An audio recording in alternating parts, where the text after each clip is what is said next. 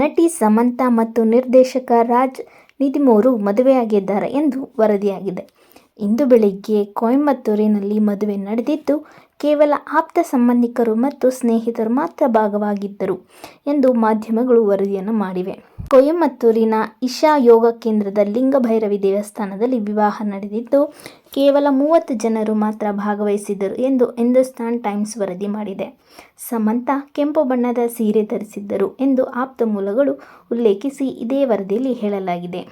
Family man ಸೇರಿದಂತೆ ಹಲವು ಸರಣಿ ಮತ್ತು ಸಿನಿಮಾಗಳ ಮೂಲಕ ಗಮನ ಸೆಳೆದ ನಿರ್ದೇಶಕ ಜೋಡಿ ರಾಜ್ ಮತ್ತು ಡಿಕೆ ಅವರಲ್ಲಿ ಒಬ್ಬರು ರಾಜ್ ನಿಧಿಮೋರು.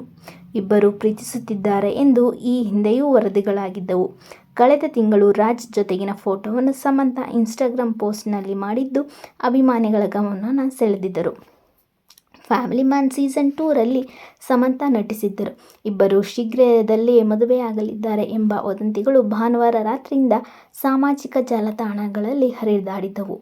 ರಾಜ್ ಅವರ ಮಾಜಿ ಪತ್ನಿ ಇನ್ಸ್ಟಾಗ್ರಾಂನಲ್ಲಿ ಹಂಚಿಕೊಂಡಿದ್ದ ಸ್ಟೋರಿಯು ಈ ಸುದ್ದಿಗೆ ಪುಷ್ಟಿ ನೀಡಿತು. ಆತುರದ ಜನರು ಆತುರವಾಗಿ ಕೆಲಸ ಮಾಡುತ್ತಾರೆ ಎಂದು ಆ ಸ್ಟೋರಿಯಲ್ಲಿ ಬರೆಯಲಾಗಿತ್ತು. ರಾಜ್ ನಿಧಿಮೋರು 2022ರಲ್ಲಿ ತಮ್ಮ ಮೊದಲ ಪತ್ನಿಯಿಂದ ವಿಚ್ಛೇದನವನ್ನು ಪಡೆದಿದ್ದರು. ಸಮಂತಾಗೆ ಇದು 2ನೇ ಮದುವೆ.